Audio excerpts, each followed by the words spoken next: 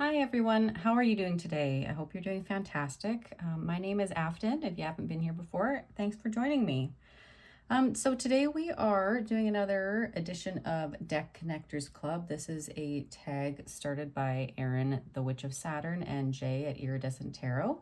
And we're basically just studying some decks week by week with a series of exercises, essentially, just to get to know some of our decks and ultimately decide like if they're going to stay in our collections. So today is the fourth deck that I've worked with. However, we're only on week 3 of September because if you saw my last video, I worked with the new deck, the Hedge Witch Tarot, for a couple of days and pretty much decided that it was not a deck that was right for me. So I put that in my rehome pile and just stopped working with it and decided that instead I was going to work with Oak, Ash, and Thorn Tarot by Three Trees Tarot. So that's what we've got laid out in front of us. So we're just gonna dive right in. So the very first day is doing a deck interview, and that's what I've got this spread here laid out for us. So the deck interview spread that Jay and Erin have been using, it's a 5-card spread, but I've kind of taken the questions out of order. For whatever reason, this just seems to be the order that the questions came into my brain, and that's probably the way that it'll stay. So for me, my first position up at the top here is, how do you see yourself?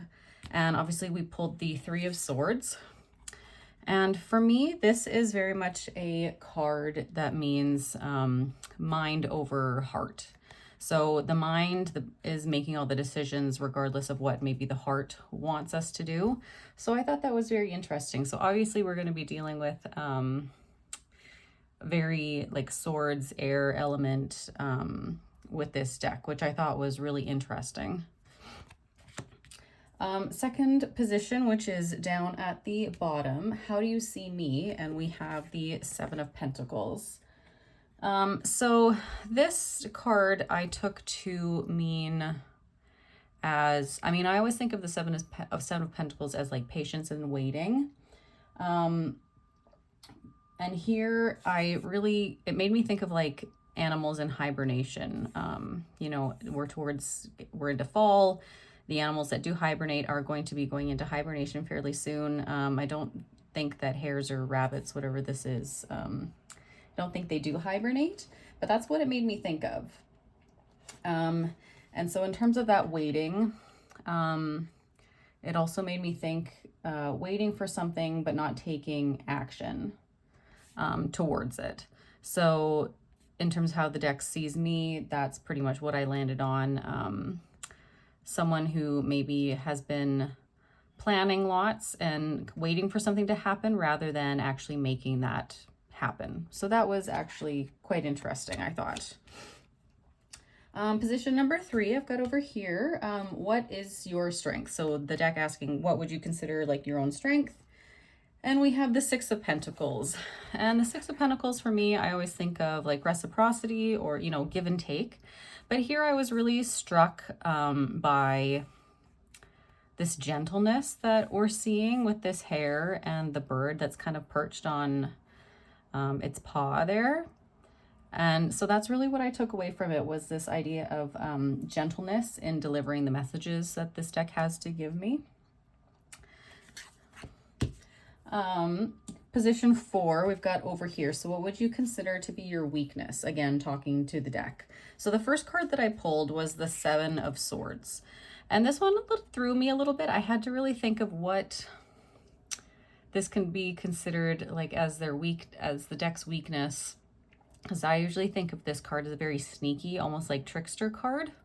But that didn't seem to be, that wasn't the energy that I was getting. And I don't get that energy at all from the deck. So I wasn't really sure how to reconcile that. So I ended up pulling another clarifier card, which was the 2 of Swords. So we've got 7 of Swords, 2 of Swords. And what I ended up landing on, and what actually really did make sense to me after I pulled this card, was by focusing here on this blindfold. We're obviously not seeing something. And here I was like, okay, what is really happening in this card? To me, it looks like this crow or raven, whichever it is, has hidden a lot of these swords down here. So there's this idea of not seeing something, of something being hidden. So the idea that the deck's weakness is maybe not always showing me the bigger picture of whatever I'm asking about, that it's still maybe leaving some questions unanswered. And that, yeah, it's not able to fully explain the situation or give me all the answers that I'm asking for, if that makes sense. And then in the middle position here, card 5, how will we work together? And pulled the Knight of Pentacles. This was pretty self-explanatory to me, slowly but surely, and also reliably. So that was actually a really lovely deck interview, I felt. And what I immediately noticed was that I couldn't always rely on the RWS like keywords or sort of symbolism that I know from the RWS, having studied it or learned on that system. And that this deck does sometimes go its own way, but the answers are always in the imagery of the cards. I just have to actually look. It's very much, I think, an intuitive, based on the artwork, pulling messages from the artwork rather than those preconceived ideas in my brain about the card titles. So that's where I landed on this, and I actually really enjoyed this. So I decided actually to pull a couple more cards. And so I went into the deck interview spread that I typically do, which is a 7-card spread actually, and it's by Katey Flowers. So I pulled out the 2 questions that were missing from this deck spread that Jay has provided us with. And so the additional questions with that, I've just got off to the side here. So what are you here to teach me? And I pulled the 9 of Cups and the 10 of Pentacles.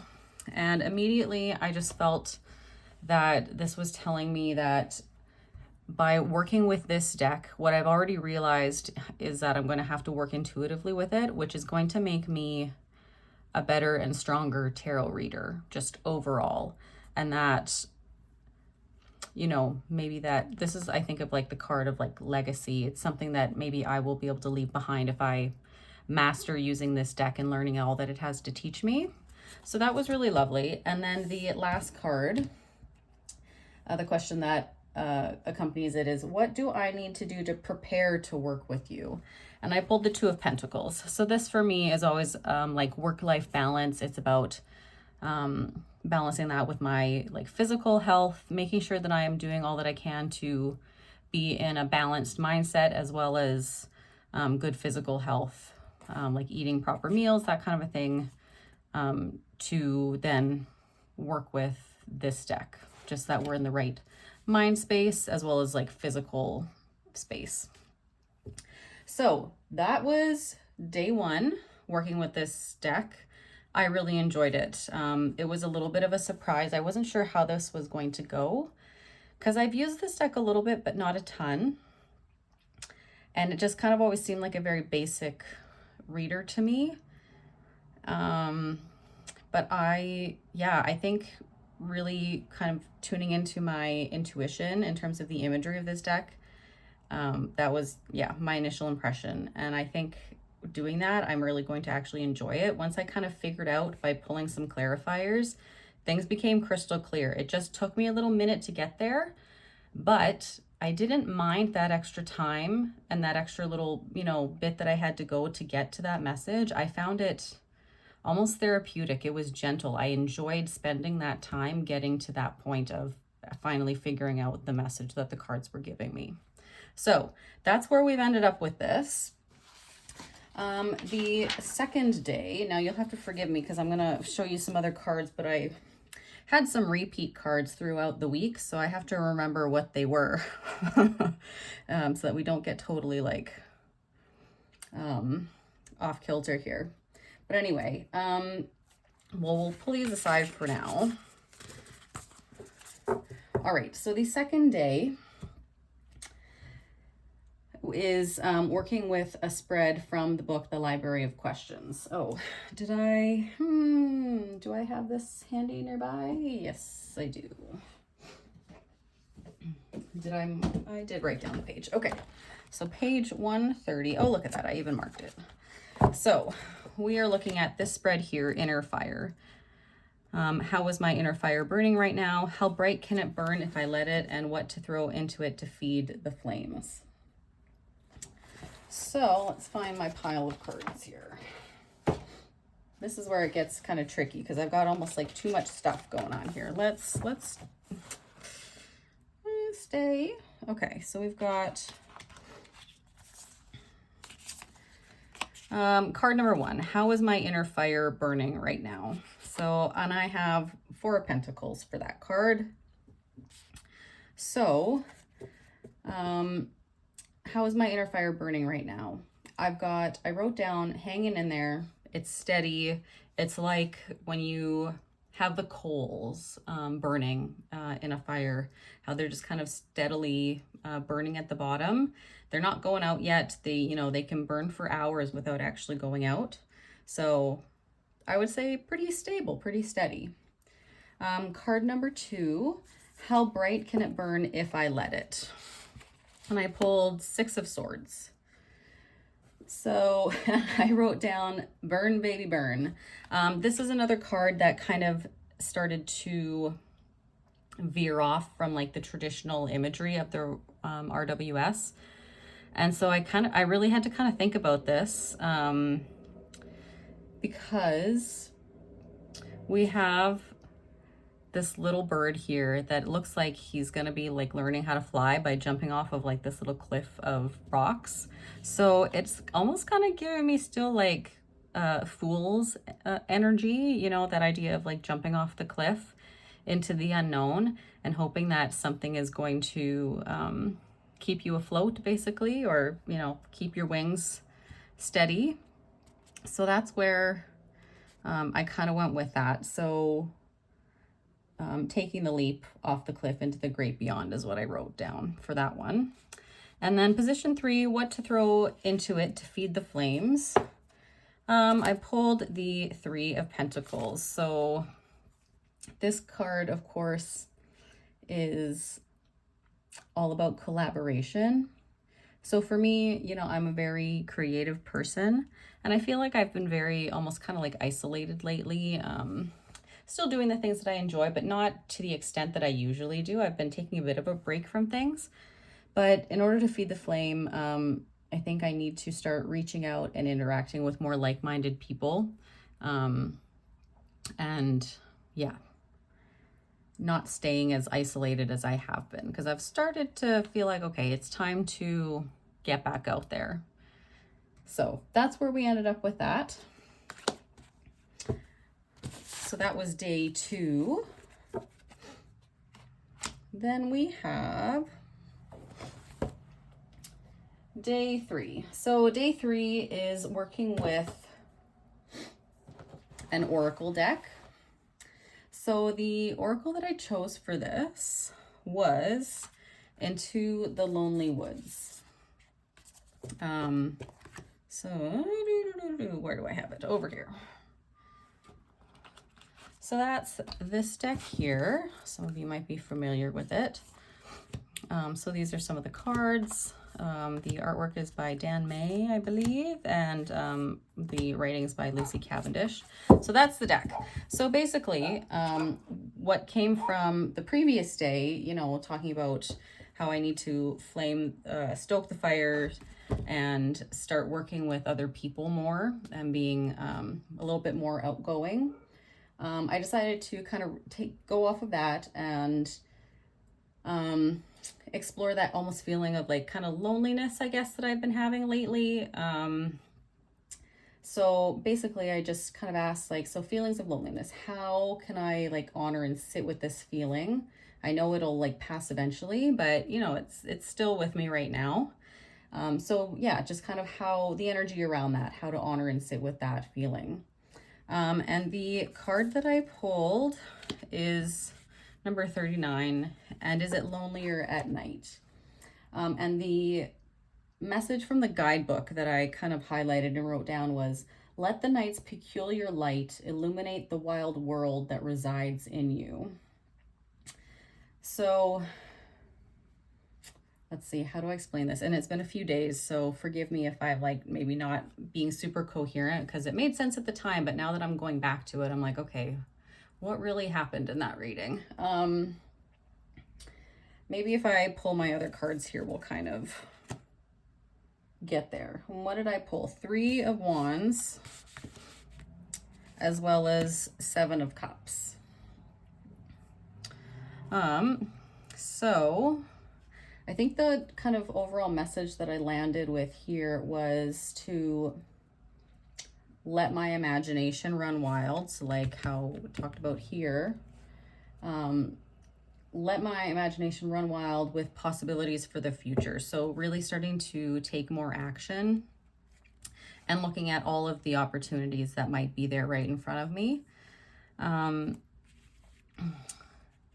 So I'm like, and how do I relate this back to loneliness now? You know, making changes to my life. Okay, yes, I remember now. Okay, sorry for that, like momentary. All right, so this is what I landed on. So looking into my future, the possibilities, looking at my dreams and what I really want to do with my life, that will lead me to have the people in my life that I'm meant to have. So it's all about really making things happen, which was interesting because if we remember from that deck interview and how the asking how the deck sees me as someone who's not really taking action in their life, just kind of sitting and waiting for things to happen rather than being active about it. So the idea behind this is that, yes, you're kind of in a period of loneliness right now with not a lot of people that you maybe really connect to on a deeper level. But as soon as you start taking that action and making your life into what you actually want it to be, you're going to find those people that are meant to be in your life and that you have those connections with, and you're not going to have that feeling of loneliness anymore. That's where we landed on that one. So I actually thought that was really interesting. I found it, I'll be honest, a little bit difficult working with this particular oracle deck. I'm not sure ultimately. I had said in my deck collection videos that I was going to keep this deck. I'm not sure I'm going to do that.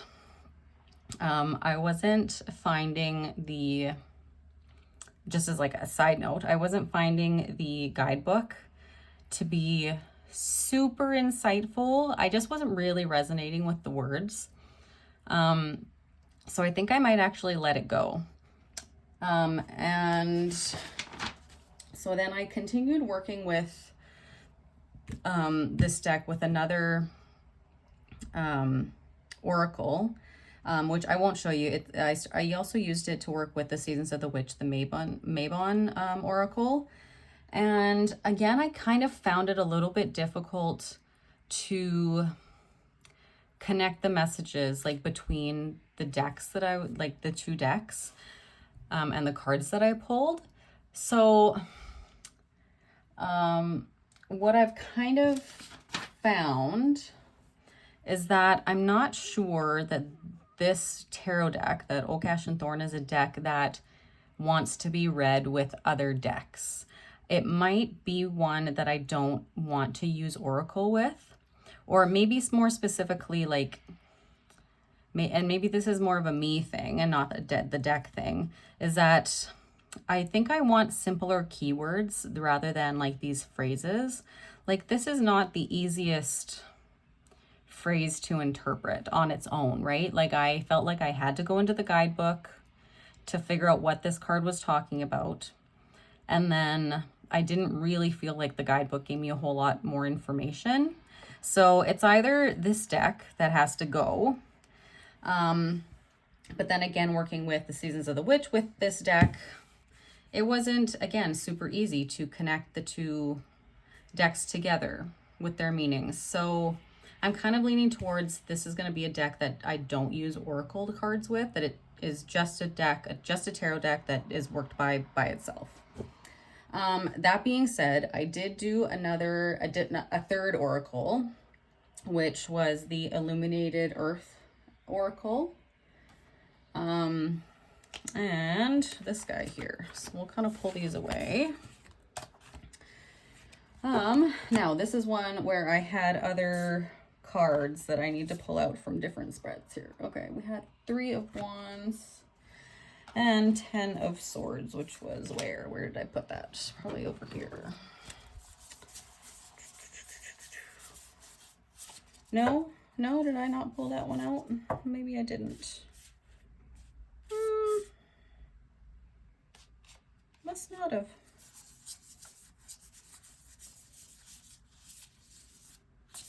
Nope. Okay, we're gonna pretend that I have the 10 of Swords out.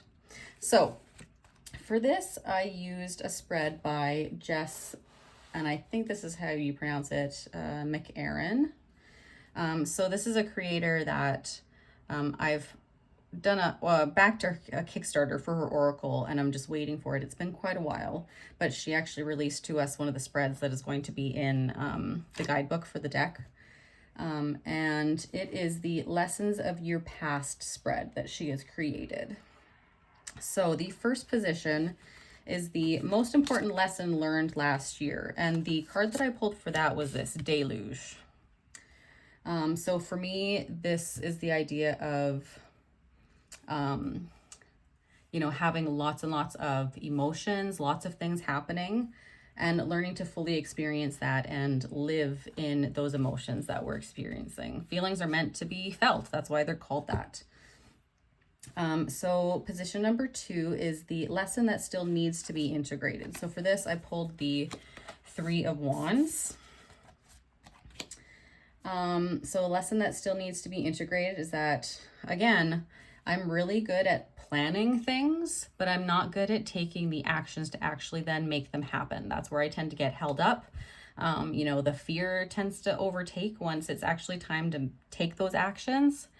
And so I kind of get stuck in the planning phases of a lot of things, and that is 100% true right now. Position number 3, shadow that was most successfully integrated last year. I pulled the Decay card. So for me, I mean, number 1, I've had a lot of loss in the past year and a half, 2 years. So that's been a big thing for me. And the idea of like letting things go when it's their time to let them go. I think that's been a big lesson. I would say for sure in the last 6 to 9 months, my grief process has, grief is always with you, but I'm definitely at the point where I feel like time has healed some of that. And it's one of those things I think I look back and I'm like, oh, like I remember when I would, you know, just randomly start crying during the day, like standing in front of my refrigerator. And those moments I know like they don't seem to happen as much, which is good, but also, you know, you feel a little bit of guilt maybe that you're not, you know, grieving as much, which is ridiculous. I know that. So I think one thing that I have kind of successfully integrated over the last year is realizing that it's okay to not feel that grief as much, even though that grief is still very much present. So that idea of knowing that I'm still carrying around pain, but maybe that pain and that grief has just kind of taken a different form. So that idea of letting things go when it's their time to let them go. And then card number 4 here, which I don't know where I put this card, so apologies for that. But how will this lesson help you with the unresolved lesson for this year? So how will this help you with this year? And I pulled the 10 of Swords for that. And it's, again, so the idea of being able to let go of this planning phase, like when this time is over, you know, moving on and coming to a natural conclusion and being able to start the new phase and actually really move into this of actually doing rather than planning. If that makes any sense to you guys. Hopefully it does. So I actually really enjoyed this particular deck.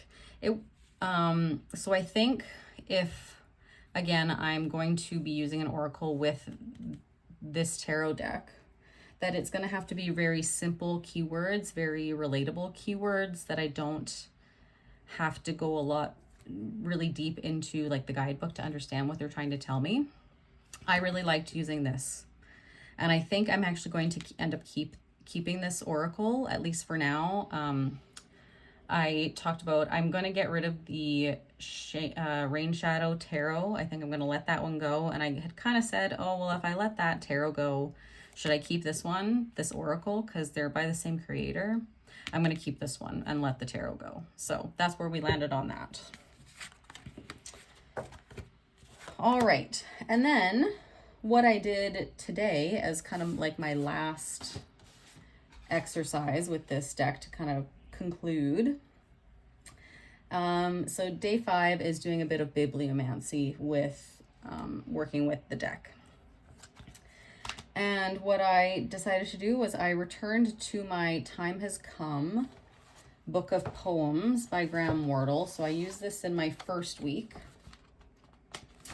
And I basically just randomly opened up to a poem and went with that, kind of meditated on it a bit, and then pulled some cards.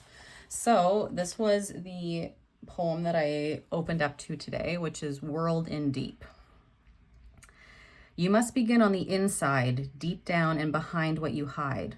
Let go and surrender control. This is where you become whole, returning to yourself. This is a promise, or else that which you continue to ignore has come to charge you even more. Face this before it's too late, and you will become what you create. Now please enter, and always remember your world in deep is forever yours to keep. So this idea of you need to deal with your shit before it becomes something else that you can't actually control. But also what really stood out to me is this line, let go and surrender control. So what I kind of decided, my question that came from this poem was, how do I begin to surrender my control to the universe? Because it's when you surrender your control to the universe that things actually start happening, right? Like we see it all the time, you know, people in their like romantic connections, like, oh, I've been single for so long and, you know, I'm trying to find someone. And as soon as you stop looking for somebody, that's when the right person enters, right? Like the universe takes over for you as soon as you let go and release that. So that was my question. How do I begin to surrender my control to the universe? And the cards that I pulled were King of Pentacles, Four of Wands, and the Sun. First up, I was like, King of Pentacles. I feel like that's a very much like in control kind of like archetype, right? So I had to completely abandon my like RWS keywords essentially and just go completely intuitively for the most part. So King of Pentacles, I really looked at what is happening in this scene, and I was really focusing on how these leaves and the vines have seemed to start to like intertwine themselves around this hair. And I was like, okay, so nature, making sure that I reconnect to nature and get myself outside, you know, put my feet in the grass and don't take it for granted, because, you know, coming up pretty soon, I'm going to be in winter and I'm not going to want to go outside at all.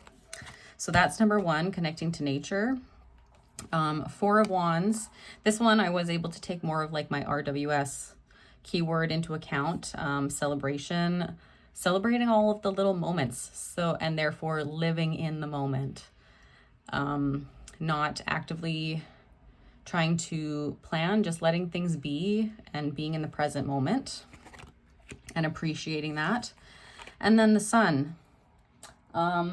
First of all, what struck me was the roses here.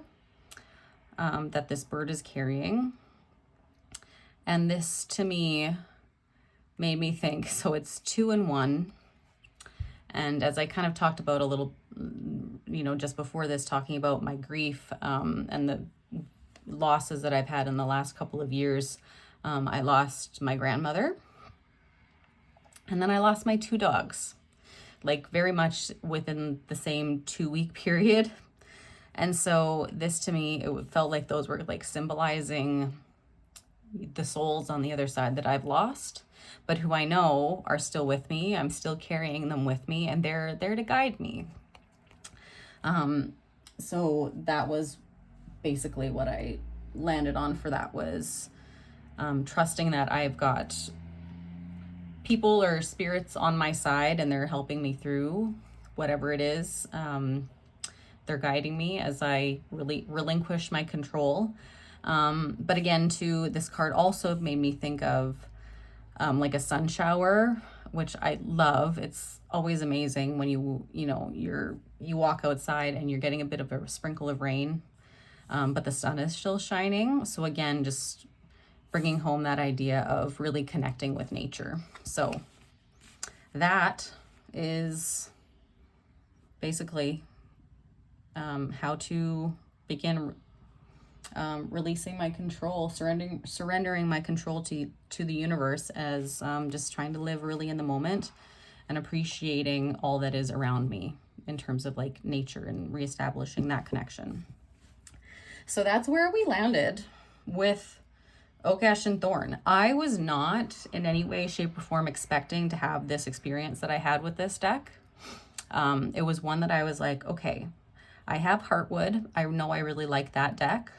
And because I like that deck, I thought more, I like the aesthetics more. I tend to pull that one over this one. So I contemplated, I was like, are we going to let this one go? Short answer is no. No, we're not letting this deck go anywhere. This still definitely has a place in my collection. And I'm going to be really interested because I want to do an actual week working with Heartwood and to see how it compares. And I'll be honest, I'm a little bit scared because this was really good working with this deck. Realistically, will I get rid of Heartwood? No, I won't. It's just so beautiful that regardless of what the outcome is, I can't see myself getting rid of it just because it's beautiful. But Oak, Ash, and Thorn was definitely a win for me this week. Yeah. So that's where we landed. It was a really good week, and I'm really happy that this deck worked out the way that it did, especially coming from working with the Hedge Witch Tarot for those 2 days, which was like not a disaster, but it was, just was not the energy that I wanted to be in. And then going to another deck that I wasn't sure what the ending was going to be, because I thought there was a very real possibility that I would end up deciding to get rid of Oak, Ash, and Thorn. So I'm really happy that I didn't get like 2 duds of decks in a row working with them, because I think I would have been a little bit heartbroken. But yeah, this was, I really enjoyed this. And again, probably won't be working with Oracle decks with this. I think it's going to be just working by itself is going to be more than enough, that I don't need any other input from an Oracle, if you will, when I'm working with it. So yeah. Well, that has been another week of the Deck Connectors Club. I will put the link for Jay and Erin's initial video, as always, down in the description box. I will also, if I remember, and I will try to remember, to link Katey Flower's video talking about her deck spread, which, like I said, is very similar to what we've been doing. It's just those couple of extra positions. And yeah, this deck is still available. I don't know that this edition is available anymore. This is like the first printing of it, or like first edition. They have since changed the backs so that it is reversible, but I love this version, so I'm really glad that I have this one. All right, I'm going to leave it there. Thanks for watching, guys, and I will see you again soon. Bye.